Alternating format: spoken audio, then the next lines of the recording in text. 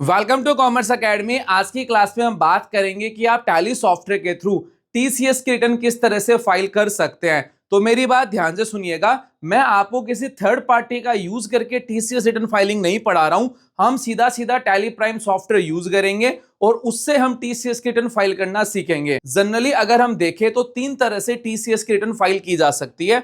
सबसे पहला पॉइंट आता है, गवर्नमेंट ने जो सॉफ्टवेयर प्रोवाइड करवा के रखे हैं आपको, उनका यूज करके आप टीसीएस रिटर्न फाइल कर सकते हैं। सेकंड पॉइंट होता है कि आप थर्ड पार्टी सॉफ्टवेयर का यूज करके भी फाइलिंग कर सकते हैं। और सबसे शानदार मेथड है कि आप टैली प्राइम के थ्रू भी टीसीएस की रिटर्न फाइल कर सकते हैं। अब जनरली आप एक अकाउंटेंट हैं तो आपके पास में टैली सॉफ्टवेयर तो है ही, तो टैली सॉफ्टवेयर के अंदर कुछ बेसिक्स पॉइंट्स को आपको चेंज करना है और फिर आप इजीली टीसीएस की रिटर्न है फाइल कर सकते हैं। तो जनरल अगर मैं स्टेप्स आपको बताऊं तो आपको टैली सॉफ्टवेयर को ओपन करना है, उसमें एंट्री करनी है। एंट्री करने के बाद में आपको एक फाइल एक्सपोर्ट करनी है, उसको सीएसआई फाइल से मैच कर देना है और फिर एक फाइल जनरेट होगी। उस फाइल को आपको जिप में कन्वर्ट करना है और इनकम टैक्स पोर्टल के अंदर अपलोड कर देना है। तो ये प्रोसेस हम कैसे करेंगे, स्टेप बाय स्टेप और पॉइंट टू पॉइंट हम आज की क्लास में आपको बताएंगे। अब देखो, प्रैक्टिकल स्टार्ट करने से पहले कुछ पॉइंट्स मैं आपको अच्छे से बता देता हूं। देखो, जनरली मेरी बात ध्यान से सुनना।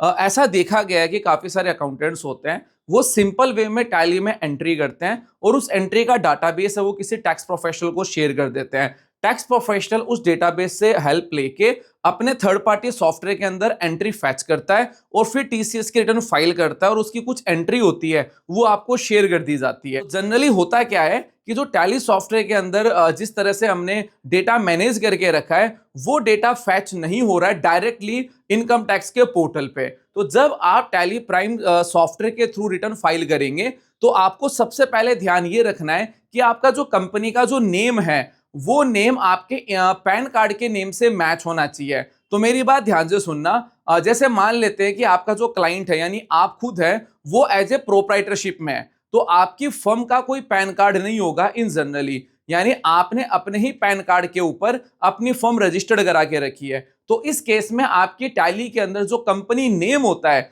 वहां पे आपको अपना पैन कार्ड का नेम अपडेट करना है। जैसे बात को समझिए कि मेरा नाम मोहित है और मेरे पैन कार्ड में भी मेरा नाम मोहित ही होगा और फर्म मैंने ओपन करके रखी है एबीसी के नाम से। तो जो टैली के अंदर जो कंपनी नेम होगा वो एबीसी नहीं होगा, वो मोहित ही होगा, क्योंकि पैन कार्ड मोहित के नेम से है। तो इस चीज का आपको ध्यान रखना है। दूसरा, जो आपका टैन नंबर होता है, जो टीसीएस की डिटेल्स में जो टैन नंबर हो, टैन नंबर की जो डिटेल्स है उसे आप 2 टाइम क्रॉस वेरीफाई कर लेना, क्योंकि इनमें अगर किसी भी प्रकार की एक सिंपल स्पेलिंग की भी अगर गलती आती है तो फिर आपको एरर फेस करना पड़ेगा। टीसीएस में सबसे बड़ी प्रॉब्लम यही है, या मैं टीडीएस की भी बात करूं, कि इनमें अगर रिटर्न्स में कोई गलती है तो आपको उसका पता लास्ट स्टेज पे पता चलेगा। तो ये चेकलिस्ट आप पहले ही कर लीजिएगा। और मोस्ट इंपॉर्टेंट पॉइंट, जो आपके रिस्पॉन्सिबल पर्सन की जो डिटेल्स होती है, उसका जो मोबाइल नंबर हो, चाहे ईमेल आईडी हो, चाहे एड्रेस वगैरह हो, वो प्रॉपर आपका अपडेटेड होना चाहिए। जो भी आपने फॉर्म रजिस्ट्रेशन के अंदर, या मैं सिंपल बात करूं तो आपने आधार कार्ड के हिसाब से अपना पैन कार्ड बनवाया है, तो जो डिटेल्स उसमें है वही डिटेल्स आपकी प्रॉपर टैली में अपडेट होनी चाहिए। और अगर ये प्रॉपर डिटेल्स अपडेटेड है तो आपको किसी भी प्रकार का चैलेंज फेस नहीं करना पड़ेगा। तो आइए आज की क्लास को स्टार्ट करते हैं। तो चलो भाई, प्रैक्टिकल स्टार्ट करते हैं। तो मैं ये मान के चल रहा हूं कि टैली के अंदर आपने एंट्रियां करके रखी है, तो अब रिटर्न फाइलिंग के लिए हमें क्या करना है। तो जनरली आप एक काम करो, एक फोल्डर क्रिएट कर लो और उस फोल्डर के अंदर आपको सबसे पहले सीएसआई फाइल डालनी है। देखो, बात को समझो, होता क्या है, टैली सॉफ्टवेयर से एक फाइल एक्सपोर्ट होगी और इनकम टैक्स के पोर्टल से एक फाइल हमें डाउनलोड करनी होगी, जिसे हम पेमेंट फाइल बोलते हैं, सीएसआई फाइल बोलते हैं। इन दोनों फाइल को आपको क्या करना होगा, मिक्स करना होगा। फिर एक फाइल और जनरेट होगी और उस फाइल को कंप्रेस करके आपको इनकम टैक्स के पोर्टल पे अपलोड करना होगा।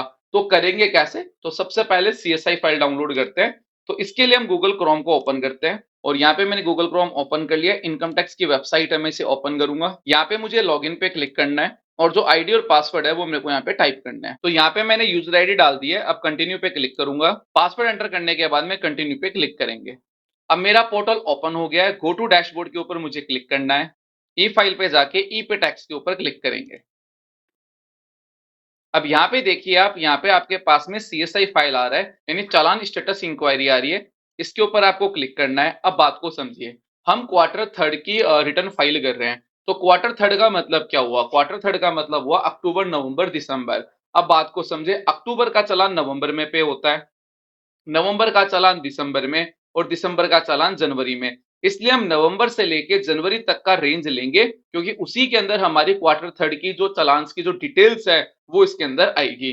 तो इसके लिए मैं यहाँ पे डेट मेंशन करूंगा और यहाँ पे सबसे पहले मैं नवंबर सेलेक्ट करता हूँ और फिर जहां तक मेरे जनवरी के चालान है वहां तक मैं सेलेक्ट कर लूंगा। फिल्टर चालान पे क्लिक करने के बाद में मैं क्लिक करूंगा डाउनलोड चालान फाइल के ऊपर और ये फाइल मेरी डाउनलोड हो चुकी है, इसे मैं सेव कर लूंगा। ध्यान रखिएगा, जैसा कि मैंने आपको बताया, एक फोल्डर आप अलग से बनाएंगे, उसके अंदर सीएसआई फाइल डालेंगे। अब उसी फोल्डर के अंदर जो हमारी रिटर्न की फाइल है वो हम एक्सपोर्ट करेंगे। तो उसके लिए मैं टैली ओपन करता हूँ। टैली ओपन करने के बाद में मुझे जो टीसीएस की रिटर्न्स है वहां पे आ जाना है और यहाँ पे मैं क्लिक करूंगा फॉर्म 27Q के ऊपर और यहाँ पे मुझे अल्टर प्रेस करना है और फिर मैं इसके बाद में F2 प्रेस करूंगा और यहाँ पे मुझे क्वार्टर थर्ड सेलेक्ट करना है। तो मेरा क्वार्टर है अक्टूबर से दिसंबर और ये मैंने एंटर प्रेस करा।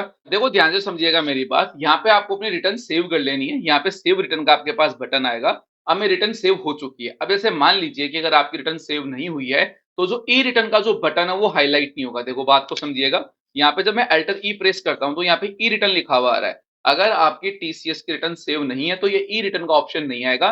तब आपने रिटर्न को सेव कर लेना, फिर दोबारा फॉर्म 27EQ को ओपन करना, अपना जो रेंज है वो रेंज सेलेक्ट करके आप जब इसे देखेंगे तो ये बटन हाईलाइट हो जाएगा। अब मुझे यहाँ पे एंटर प्रेस कर देना है और यहाँ पे जो भी मेरी लोकेशन है, जो फोल्डर मैंने सेट करके रखा है जिसमें सीएसआई फाइल है, वही लोकेशन ले लेना, बेटर रहेगा। ये तो फाइल इधर उधर हो जाएगी तो ढूंढने में टाइम लगेगा। तो मैं अपनी लोकेशन ले लूंगा। फाइल नेम है ये tally.txt आती है बाई डिफॉल्ट, छोड़ दो, या अगर आप क्वार्टर थ्री या कुछ इसमें चेंज करना चाहो तो कर सकते हो। अब मोस्ट इंपोर्टेंट बात, यहाँ पे एक ऑप्शन आ रहा है इज रेगुलर फील्ड रिटर्न और यहाँ पे रिसिप्ट नंबर आ रहा है। ये है क्या? देखो, अगर आप फर्स्ट टाइम ही टीसीएस या टीडीएस की रिटर्न लगा रहे हैं तब उस केस में तो आप इसे नो कर देंगे। लेकिन अगर आपने प्रीवियस किसी भी मंथ में टीडीएस या टीसीएस की रिटर्न लगाई है तो उस केस में आपको उसका रिसिप्ट नंबर डालना है। मतलब जैसे मान लीजिए लास्ट क्वार्टर के अंदर मैंने रिटर्न लगाई थी, अब उस रिटर्न को फाइल होने के बाद में उसका एक रिसिप्ट नंबर जनरेट होता है, वो रिसिप्ट नंबर आपको यहाँ पे मेंशन करना है। अगर वो मेंशन नहीं करेंगे तो वो रिटर्न आपकी रिजेक्ट हो जाएगी। तो यहाँ पे ये गलती नहीं करनी है। बेटर रहेगा आप इनकम टैक्स का पोर्टल ओपन करके पीडीएफ डाउनलोड करके रिसिप्ट नंबर यहाँ पे मेंशन कीजिए। किस तरह से होगा आइए देखते हैं। तो इसके लिए मैं क्या करूंगा, इनकम टैक्स का पोर्टल फिर से ओपन करूंगा, यहाँ पे ई फाइल पे आऊंगा और यहाँ पे इनकम टैक्स फॉर्म पे आऊंगा। यहाँ पे आप देखिए व्यू फील्ड फॉर्म आ रहा है, इसके ऊपर मैं क्लिक करूंगा। यहाँ पे आप देखिए मुझे टीसीएस की रिटर्न फाइल करनी है तो मैं यहाँ पे व्यू ऑल पे क्लिक करूंगा। हालांकि मैंने रिटर्न फाइल कर दी है ये, फिर भी मैं आपको जैसे क्वार्टर सेकंड पे लेके आता हूँ। तो ये क्वार्टर सेकंड है मेरा और यहाँ पे देखिए डाउनलोड रिसिप्ट आ रहा है। इस डाउनलोड रिसिप्ट के ऊपर मैं क्लिक करूंगा। ये जो आरआर नंबर है ये मैं डाउनलोड कर लूंगा। अब जैसे देखो एंक्लोजमेंट नंबर बाहर भी आता है और ये आरआर नंबर भी यहाँ पे आपको शो करेगा और जब आप इसे पीडीएफ को डाउनलोड कर लेंगे तो इस तरह से डेटा आपके पास में आ जाएगा। तो ये नंबर आपको कॉपी कर लेना है और टैली के अंदर आप यहाँ पे पेस्ट कर लेंगे। ध्यान रखिएगा अगर गलती होगा तो इशू आ जाएगा। ये नंबर आपको एंटर कर लेना। अब मान लीजिए कि सर ये मान लो हमने कोई गलत नंबर डाल दिया तो पैनिक मत होना। जब रिटर्न जब क्रॉस वेरीफाई होगी तो वहां पे एरर आ जाएगा। तो अब इसको क्लियर कर लेते हैं। तो नंबर मैंने यहाँ पे डाल दिया है, एंटर में प्रेस करूंगा और अब मैं इस फाइल को एक्सपोर्ट कर लूंगा। तो अब मुझे क्या करना है, अपने फोल्डर को ओपन करना है। तो अब आप देख सकते हैं कि जो मेरा ये फोल्डर है इसके अंदर आपको तीन फाइल दिखाई दे रही है जनरली। एक मैंने फोल्डर बनाया एरर फाइल का, आप देख सकते हैं ब्लैंक है। ये हमारी सीएसआई फाइल हो गई जो इनकम टैक्स के पोर्टल से हमने डाउनलोड की थी और ये हमारी ई रिटर्न फाइल हो गई जो हमने टैली से डाउनलोड की थी। अब आपको एक टूल की जरूरत होगी जिसको हम कहते हैं एफपीयू टूल कहते हैं। वो टूल आपको डाउनलोड करना है। अब देखो बात को समझना, ये जो टूल होता है इसका नॉर्मली हर रिटर्न में इसका एक नया वर्जन आता है। तो कौन सा वर्जन इस करंट पीरियड में हमें चाहिए रहेगा, इसके लिए बेटर आप इनकम टैक्स की साइट है उसे गो थ्रू करो। कैसे करेंगे देखिए, देखो बात को समझो। हमने सीएसआई फाइल डाउनलोड करी है, टैली की फाइल डाउनलोड करी है। अब इन दोनों को मिक्स करके हमें एक फाइल नई जनरेट करनी होगी। उस मिक्स को इन दोनों फाइल को मिक्स करने के लिए हमें एक टूल चाहिए। उस टूल को हम बोलते हैं एफपीयू।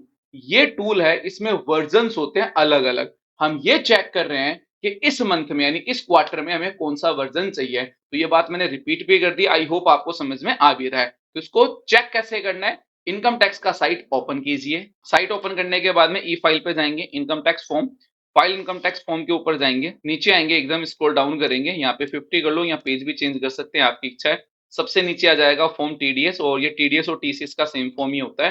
फाइल नाउ के ऊपर क्लिक करेंगे, गेट स्टार्टेड के ऊपर हम क्लिक कर देंगे। यहाँ पे मैंने 27EQ सेलेक्ट करा और अब आप देख सकते हैं 8.9 यानी जो एफयू वर्जन है हमें 8.9 चाहिए। सिंपल आप गूगल में इसको सर्च करके डाउनलोड करोगे तो इजीली आपको मिल जाएगा, ऑफिशियल साइट्स पे भी मिल जाएगा, काफी सारे ब्लॉग्स पे भी मिल जाएगा और सिंपली आपको इसको डाउनलोड कर लेना है, उसमें कोई नई माथापच्ची नहीं है। अब आप देख सकते हैं मेरे पास में जो FU है 8.9 का वर्जन मैंने डाउनलोड कर लिया है। अब आप इसे ओपन कैसे करेंगे? तो जैसे मैं इस फोल्डर को ओपन करूंगा, अगेन ओपन करूंगा, तो ये इतनी सारी फाइलें मेरे पास में आ जाएगी। अब यहाँ पे ओपन करने के लिए मुझे जो जार फाइल है इसे ओपन करना है। अब बात को समझिए, आपके सिस्टम में जावा होना चाहिए। अगर आपके सिस्टम में जावा नहीं है तो ये फाइलें आपकी ओपन नहीं होगी। तो जावा कैसे इंस्टॉल करेंगे, सुन लो। गूगल क्रोम ओपन करना, वहां पे लिखना जावा वेरीफाई। अबाउट जावा का या ओरेकल का सबसे पहला लिंक आएगा, जावा वेरीफाई या अनइंस्टॉल जावा के से रिलेटेड आएगा, उसके ऊपर आप क्लिक कर देना। क्लिक करने के बाद में एक टूल डाउनलोड होगा, उस टूल को डाउनलोड करके इंस्टॉल कर लेना। वो टूल क्या करेगा, आपके कंप्यूटर से जावा इंस्टॉल करेगा। अब अगर जावा पुराना वर्जन होगा तब तो अनइंस्टॉल करके नया इंस्टॉल कर देगा, और अगर नहीं होगा तो वो बोल देगा भैया जी जावा नहीं है, और इस बटन पे क्लिक करके जावा इंस्टॉल कर लो, और फिर आप उस बटन पे क्लिक करके जावा को इंस्टॉल कर लेना, कंप्यूटर को रीस्टार्ट कर लेना, फिर ये फाइलें चलने लग जाएगी। बहुत ही सिंपल प्रोसेस है, कोई माथापच्ची नहीं है। ये प्रोसेस आप फॉलो करोगे, गलती की गुंजाइश नहीं होगी। अब आप देखिए मेरे सिस्टम में ऑलरेडी जावा इंस्टॉल है, तो मैं क्या करूंगा, इस जो जार फाइल है, देखिए टाइप्स में आ रहा है ना ये जार फाइल, इसके ऊपर मैं डबल क्लिक करूंगा और आपके सामने टूल ओपन होगा। थोड़ा वेट करना, कई बार ये थोड़ा सा टाइम ले लेता है। अब आप देखिए जो वर्जन है ये 8.9 है। अब ये टूल ओपन हो चुका है। इसका तो फर्स्ट ऑप्शन आ रहा है टीडीएस एंड टीसीएस। इसके अंदर आपको क्या लेना है, जो टैली से हमने जो ई रिटर्न निकाली थी वो आपको यहाँ पे सेलेक्ट करनी है। तो इसके लिए ब्राउज पे क्लिक करूंगा। यहाँ पे देखिए जो मेरी टेक्स्ट फाइल है, इस टेक्स्ट फाइल को मैंने सेलेक्ट कर लिया है। अब यहाँ पे आ रहा है चलान इनपुट फाइल, जो मैंने सीएसआई फाइल डाउनलोड करी थी वो यहाँ पे सेलेक्ट करना है। अब आपको समझ में भी आ गया होगा क्यों मैंने कहा था एक ही जगह दोनों फाइलों को रख लेना। तो ये देखिए मेरी सीएसआई फाइल आ गई है, ये भी मैंने सेलेक्ट कर लिया है। अब आ रहा है एरर फाइल, तो ये एरर फोल्डर सेलेक्ट कर लेना जो आपने दिया है, क्योंकि उसमें काफी सारी फाइलें आती है तो वो थोड़ा फिर इधर उधर हो जाती है। तो जो बेटर, जो एरर फोल्डर आपने बनाया उसी की आप लोकेशन इसमें सेलेक्ट कर लें। तो इसके लिए मैं ब्राउज करूंगा और इसे मैं ओपन कर दूंगा। तो तीनों पॉइंट्स मेरे क्लियर है। लास्ट वाले में मुझे कुछ करने की जरूरत नहीं है। अब मैं यहाँ पे वैलिडेट के ऊपर क्लिक करूंगा। तो जैसे ही मैं वैलिडेट के ऊपर क्लिक करूंगा, आप देखिए कि मेरे पास में यहाँ पे आ गया कि आपका सक्सेसफुल हो चुका है, यानी जो मेरा आरआर नंबर था वो एज ए सही था। तो अगर यहाँ पे अगर कोई गड़बड़ होती है तो यहाँ पे एरर आ जाती है, और एरर फोल्डर के अंदर एक फाइल जनरेट होती है एचटीएमएल फाइल, उससे आप ओपन करके उस एरर को देख सकते हैं और उसे सॉल्व कर सकते हैं। अब मेरी कोई एरर नहीं आई है, अब मैं इस फोल्डर को ओपन करूंगा। तो मैं उसके लिए यहाँ पे ओके कर देता हूँ। अगेन मैंने ओके किया और आप देखिए मेरा ये फोल्डर ओपन हो चुका है, डायरेक्टली ये एरर फाइल का फोल्डर ओपन हो चुका है। यहाँ पे इसकी पीडीएफ ओपन करूंगा, उसमें सब डिटेल आ जाएगी। जो मेरे काम की जो फाइल है वो है टैली FPU। अब पहले तो मैं इस टूल को बंद कर देता हूँ। अब आप देखिए सारी फाइलें मेरे पास में आ चुकी है, और अगर आप इसे क्रॉस वेरीफाई करें तो ये एरर फाइल मैंने बनाया था, इसके अंदर ये सारी फाइल आ गई है। जो मुझे अपलोड करनी है इनकम टैक्स के पोर्टल में वो ये वाली फाइल है टैली FPU। इसके ऊपर राइट क्लिक करूंगा, यहाँ पे शो मोर कर लो, सेंड टू पे आना है और कंप्रेस पे क्लिक कर देना है। अब ये फाइल है, ये कंप्रेस हो चुकी है, इसे मुझे इनकम टैक्स के पोर्टल पे अपलोड कर देनी है। कैसे अपलोड करूंगा देखिए, मुझे इनकम टैक्स पोर्टल ओपन करना है, सेम वही प्रोसेस में फॉलो करूंगा। फिर से बता देता हूँ, ई फाइल इनकम टैक्स पोर्टल और file income tax form, scroll down करूंगा, यहाँ पे नीचे आऊंगा, 30 किया मैंने, इसमें इनकम टैक्स टीडीएस और टीसीएस फाइल आ गया। फाइल नाउ पे क्लिक करूंगा, लेट्स स्टार्ट, और यहाँ पे मैंने टीसीएस सेलेक्ट कर लिया और यहाँ पे फाइनेंशियल ईयर सेलेक्ट कर लूंगा मेरा, जैसे 24-25। कौन से क्वार्टर की करनी है, जैसे Q3 Q4, जैसे Q3 की तो डेट जा चुकी है वैसे, जैसे Q3 की फाइल करनी है, Q3 ले लिया, रेगुलर लूंगा। यहाँ पे वो फोल्डर अटैच करके मैं नेक्स्ट नेक्स्ट करके जो आधार कार्ड पे जो ओटीपी आएगा वो ओटीपी डाल के मैं फाइल कर दूंगा। तो ये बहुत ही सिंपल स्टेप्स हैं, इनको फॉलो करके आप रिटर्न फाइल कर सकते हैं। तो नेक्स्ट नेक्स्ट करके हम फाइल कर लेंगे। तो ये आपको वीडियो आज की क्लास का कैसा लगा कमेंट सेक्शन में बताना ना भूलिएगा। और एक मोस्ट इंपॉर्टेंट बात, अगर आपको लगता है कि मुझे टीडीएस या टीसीएस की अकाउंटिंग के साथ में प्रॉपर स्टेप्स को फॉलो करके और इन डिटेल फाइलिंग की भी प्लेलिस्ट लानी चाहिए यूट्यूब के ऊपर, तो मुझे कमेंट सेक्शन में जरूर बताइएगा। और मैं पूरी कोशिश करूंगा कि जो नेक्स्ट मंथ हमारा जो फरवरी आ रहा है उसके अंदर एटलीस्ट मैं यूट्यूब के ऊपर आपको टीडीएस और टीसीएस का अकाउंटिंग, जो रियल अकाउंटिंग होता है और उसका जो फाइलिंग है एडवांस मोड का, वो मैं क्लियर करा दूं। तो इसकी नीड हो तो कमेंट सेक्शन में बताना ना भूलिएगा। Thanks for attending.